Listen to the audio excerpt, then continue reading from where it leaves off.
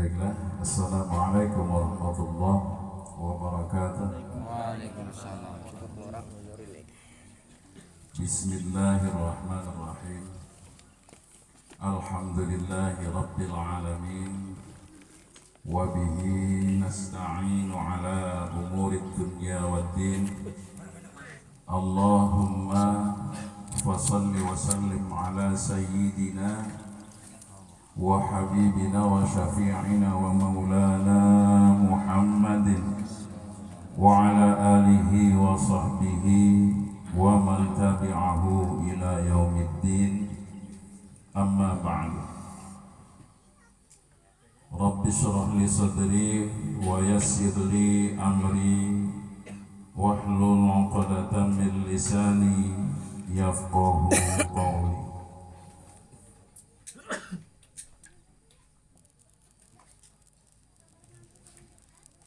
Bapak Kepala Desa atau perangkat desanya yang hadir, Desa Tulangbang Baru yang saya hormati, para sepuh, bini sepuh, adi sepuh, bil khusus perawat Komari beserta pengurus perguruan Al-Hikmah Lampung Utara,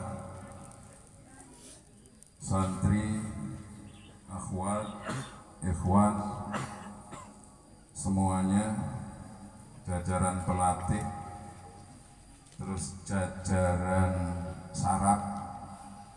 Nah, sarap itu repot jenenge sarap. Tapi memang nggih punan kok, dadi khasnya tersendiri. Yang saya hormati dan semoga kita semua insya Allah senantiasa dalam naungan rahmatnya Allah Subhanahu wa Ta'ala. Amin. Hadirin yang saya hormati, kita sadar bahwa kita semua ini yang dah hadir di sini ini adalah makhluk Allah. Bahwa kita adalah makhluk. Kenapa saya tandaskan kata makhluk di sini? Jangan sampai kita menjadi bagian seperti orang-orang yang tidak sadar kalau dirinya itu hanya makhluk. Dan makhluk tentunya ada kholiknya, ada yang menciptakannya. Setiap makhluk pasti ada yang menciptakannya. Nah, terus yang menciptakan makhluk, semua makhluk ini siapa? Tentunya tatkala kita ditanya itu, kita akan menjawab tentunya Allah Subhanahu wa Ta'ala. Wah, itu pertanyaan anak TK, kan, gitu kan? Merasa bahwa pertanyaan seperti itu adalah pertanyaan cemen. Pertanyaan yang tidak bermutu sama sekali. Padahal tatkala kita menyatakan diri kita sebagai makhluk, kita sadar menyadari diri kita itu sebagai makhluk, intinya bahwa semua makhluk itu tidak akan mempunyai kekuatan apapun. Setiap makhluk tidak akan mempunyai kehebatan apapun. Setiap makhluk tidak akan mempunyai ilmu apapun. Setiap makhluk tidak akan bisa berbuat apapun kecuali diberi kemampuan-kemampuan itu oleh Allah Subhanahu wa Ta'ala. Makanya kalimat penyelamat yang kita kenal dengan kalimat tauhid, kalimat la ilaha illallah, itu mengkosongkan semua yang ada, mengosongkan semua yang ada. Di sini tidak ada lagi gelar ustadz, gelar kiai, gelar syekh, apapun tidak ada. tatkala kita sudah la ilaha illallah, maka semua kita adalah satu, semua kita adalah sama, semua kita adalah berkewajiban untuk mentauhidkan Allah Subhanahu wa Ta'ala.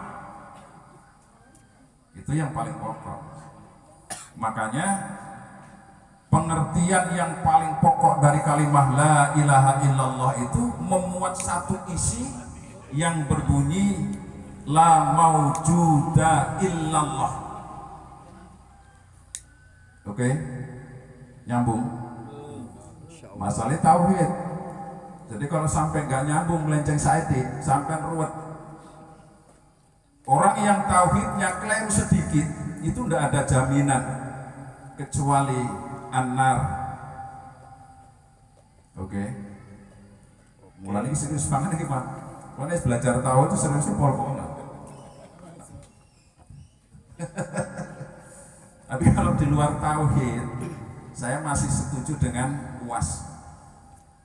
Ustaz Abdul Somad pernah menyatakan dunya itu dunya itu hanya la'ibun walahun. Lu bener, karena itu pernyataannya Gusti Allah. Dunya niku lahun, la'ibun walahun, hanya sekedar permainan belaka. Maka di situ dalam permainan di dunia ini ada presiden, ada menteri, ada gubernur dan seterusnya. Itu jabatan permainan saja, mek guyon, gitu loh. Guyon saja yang seperti itu.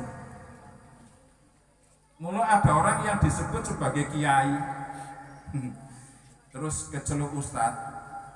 Kalau nggak sadar diri, kalau itu hanya sekedar permainan belaka, gelar yang bermacam-macam itu baik dari pendidikan, gelar adat dan sebagainya, itu gelar semuanya itu hanya permainan belaka, la'ibun walahun.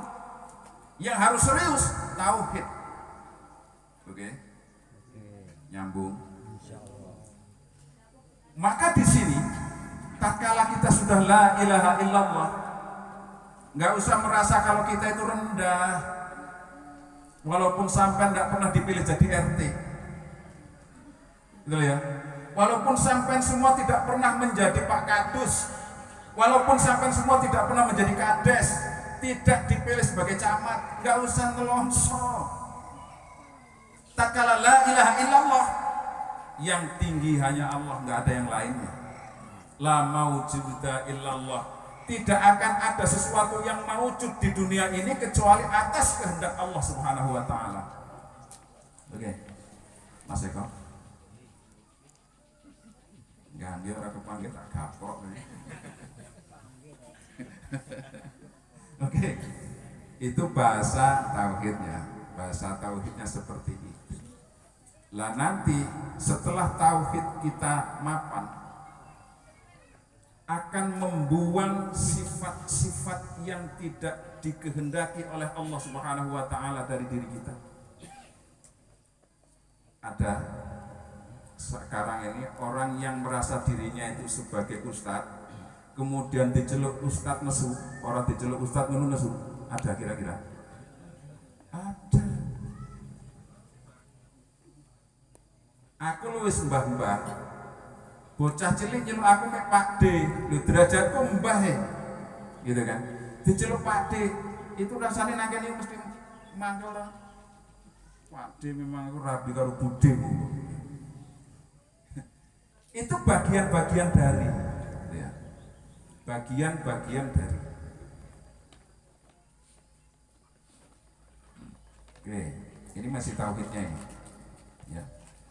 Jadi la maujuda illallah itu nanti akan menghilangkan mobil, tidak penting, rumah mewah, tidak penting, bojo nek situ, tidak penting, dan seterusnya pokoknya. Motor model baru tidak penting. Tatkala kita sudah la ilaha illallah, bojo ayu bukan jadi kunci ini masuk surga, bukan. Mobil mewah bukan kunci masuk surga, bukan. Sing dadi kuncinya masuk surga hanya la ilaha illallah. Makanya Kanjeng Nabi dawuh, man qala la ilaha illallah fi akhir umurihi dakhala jannah. Ini Kuncinya surga cuma satu, la ilaha illallah, yang lain enggak. Loh, kita ini sudah disiapkan rumah-rumahnya Gusti Allah yang indah-indah loh di dalam surganya.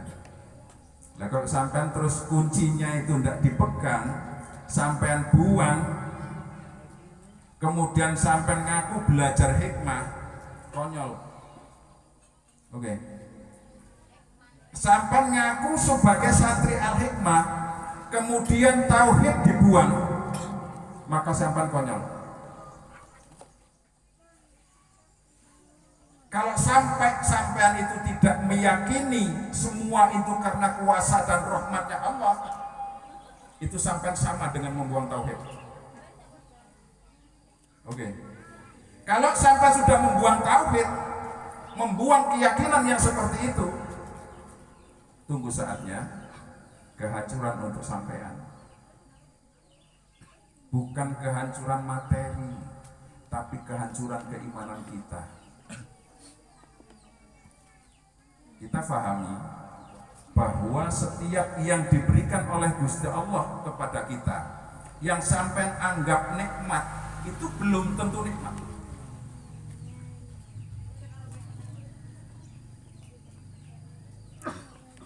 Tatkala kita tidak mampu mengejawantahkan, apa mengejawantahkan gitu?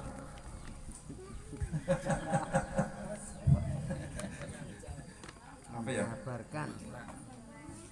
Dalam bingung toh? Lah ya, kalau kita tidak bisa mempraktekkan di dalam hidup apa yang diberikan oleh Gusti Allah untuk mendekatkan diri kepada Gusti Allah, maka semua sia-sia.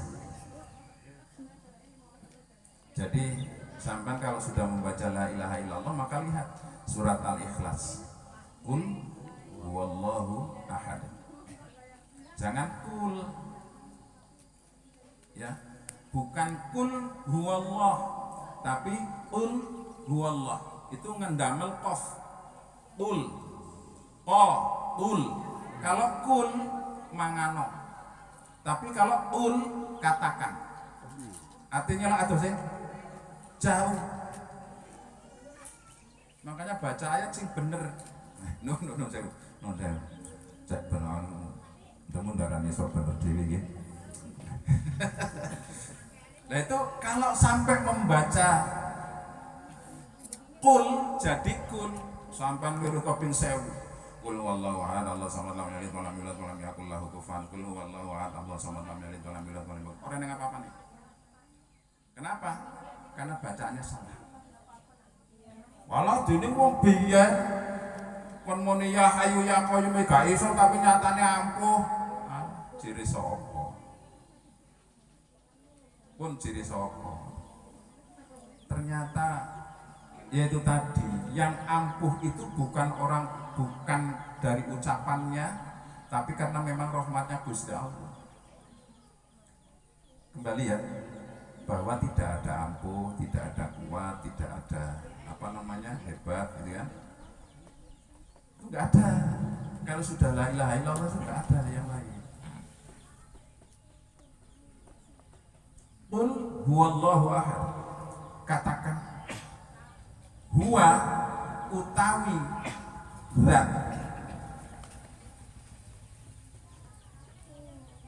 kang dipun dadosaken pangeran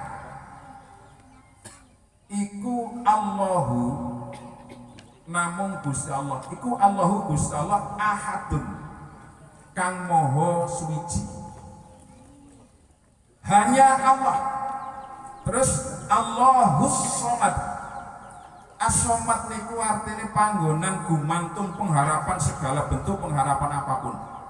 Sampean pengen sugih, sampean pengen duwe anak, sampean pengen anake soleh-solehah, sampean pengen dadi orang yang berguna di masyarakat, di keluarga, di masyarakat dan seterusnya, pengin hebat, maka menggantungkan semua harapan itu harus hanya kepada Allah.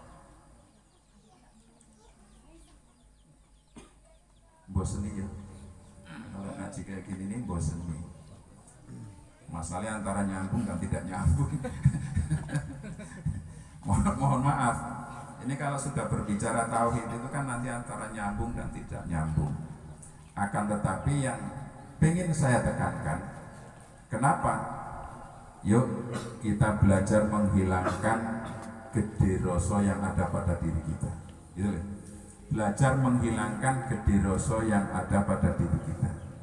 Dengan la maujuda illallah. Gak ono sesuatu yang iso maujud sampai iso gagah kayak gini kan. Rambut iso panjang gondrong. Iku mergo Gusti Allah gondrongke rambutnya sampai. Kula nembe cukur Mas. Nuwun sewu. Cara ora diuring-uring wong wedok ngoten ya jadi gondrong wis mulai sak. Wis menjelang cedhek bokong ya. Tapi diuring-uring terus dadi isin. Dan alhamdulillah sekarang sudah dicukur gundul. Malah aku mikir-mikir kayak pendeta Saulin kali. Dan ini untung pun tukul rotok dawa nih gundul. Kulo mboten seneng gundul sebab Kanjeng Nabi mboten nate gundul. Kata nggih. Kanjeng Nabi pun tidak pernah pakai rambut cepak seperti ini, tidak pernah. Enggak ada Kanjeng Nabi kok seperti ini cepak rambutnya, enggak ada. Rambutnya Kanjeng Nabi itu nuwun sewu, gondrong wapi ngikel. Wae kaya mbon aku lah wong niku tas mantan gondrong. Ya ora apa-apa mirip-mirip dhewe sampeyan juga kena mirip-mirip no. Itu panjang satu pundak lebih dikit, dari pundak itu lebih dikit. Terus kini dicukur rada anu ning dhuwure kuping niku mboten ketutup rambut. Ngoten lho Mas. Tapi tidak moha. Lek sampean kesini model kan moha rene gunduli entek rene. Terus dikucir kan malah cinta omah. Ya. Terus dikene dikucir dhuwure tok. Kene dicukur rusik kabeh. Kucir dhuwur. Ndak cinta omah gitu. Jadi tidak masalah ya rambut gondrong dan sebagainya. Kenapa? Karena itu kuasanya Gusti Allah. Oke. Jadi sampai pengen gondrongin rambut itu ruwet. Sampo saya berganti-ganti sampo. Sampai akhirnya nemu metalik. Nah, itu ternyata bagus sampo itu. Jadi rambut itu tidak terasa kering. Kalau kena angin nggak kabur-kabur walaupun tidak dipakai grease. Walaupun tidak dipakai grease itu rambutnya tetap bagus. Oke. Ini yang paling pokok. Karena tauhid kita selamat. Lewat tauhid kita nggak akan selamat. Ngerti ya? Kesombongan yang ada pada diri kita itu adalah bagian penyimpangan dari tauhid. Sebab mutakabir, takabur itu yang memiliki hanya Gusti Allah. Itu pakaian dari Gusti Allah. Kalau kita nyebrok pakaian Gusti Allah kemudian kita pakai, kira-kira pantas enggak kita sebagai makhluknya Gusti Allah? Tentunya enggak pantas. Maka tidak boleh ada kesombongan pada diri kita.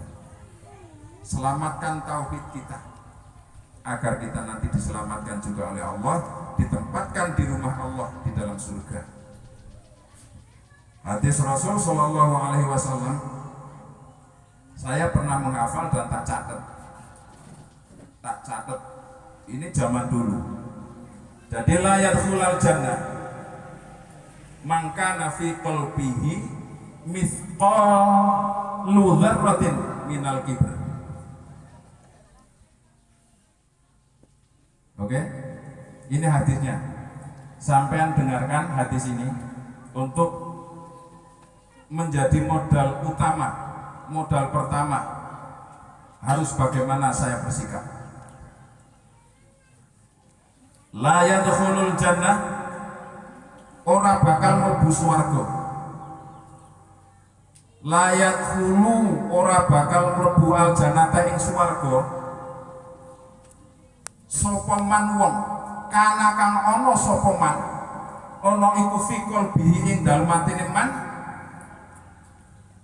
apa mithqalu sak bobot dzarratin.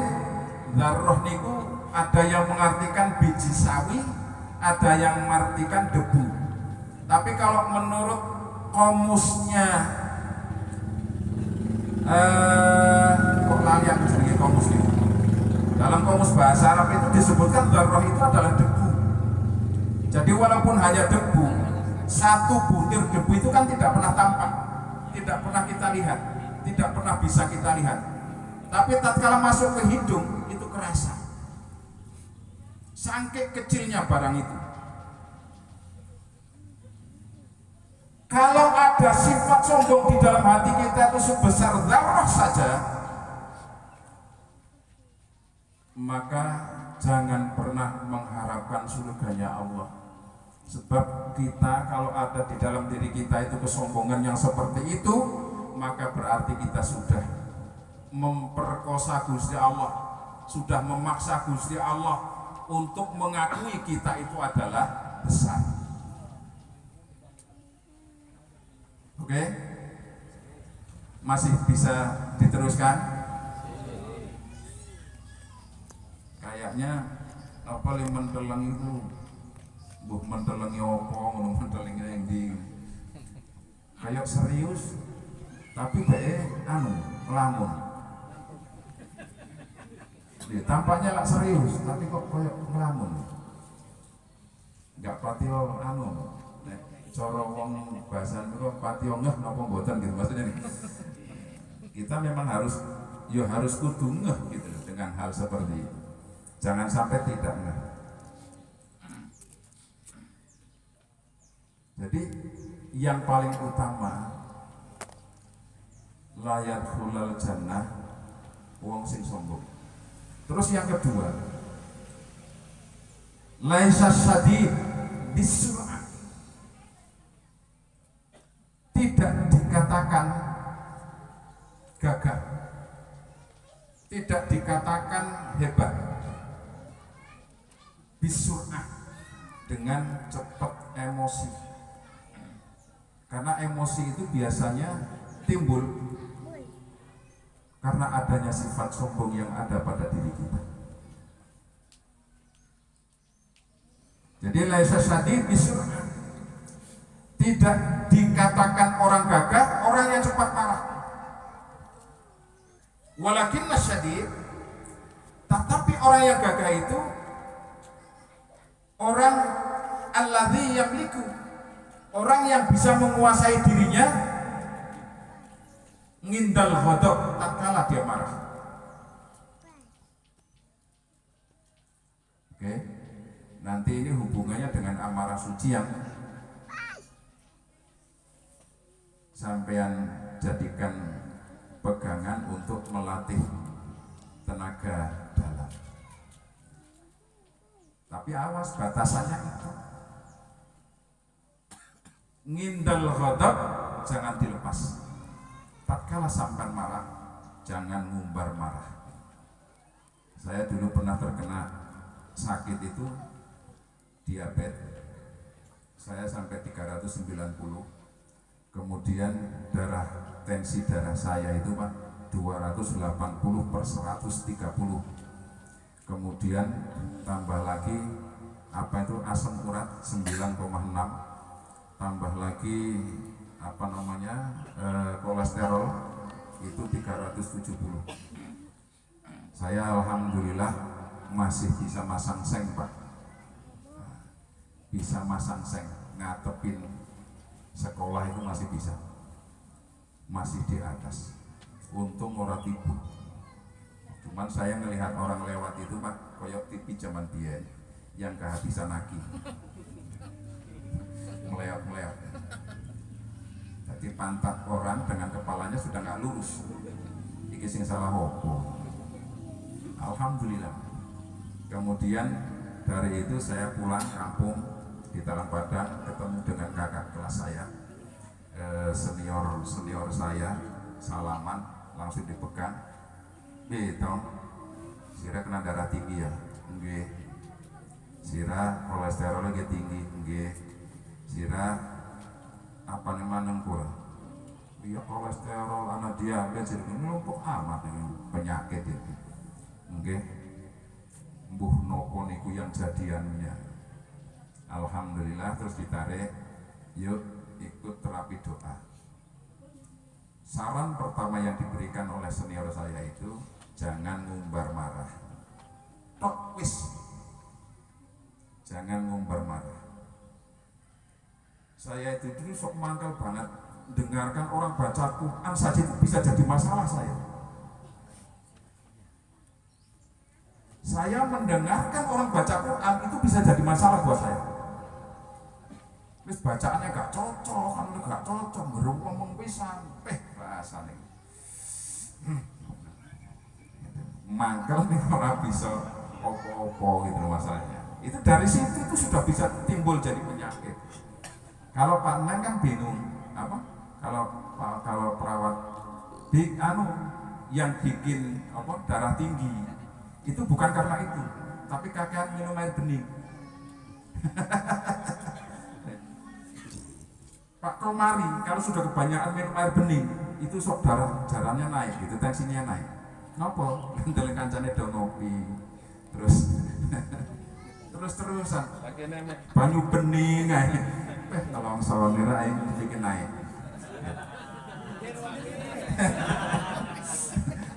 Nah ini nuwun saya boten kulane boten tidak nyindir tidak. Tapi kalau pun ada ya apa salahnya kan gitu. Ngopi bareng. Nanti di sini ada Pak Panitia, mohon maaf. Oke. Alhamdulillahirabbil alamin. Itu saja yang dapat saya sampaikan. Ingat bahwa kita ini sekedar hanya makhluk. Jadi jangan pernah menggunakan atribut-atributnya sang Kholik. Kalau saya nuwun sewu nggih, niki sing tasik kalau manggil saya Kak Kholik iki sinten?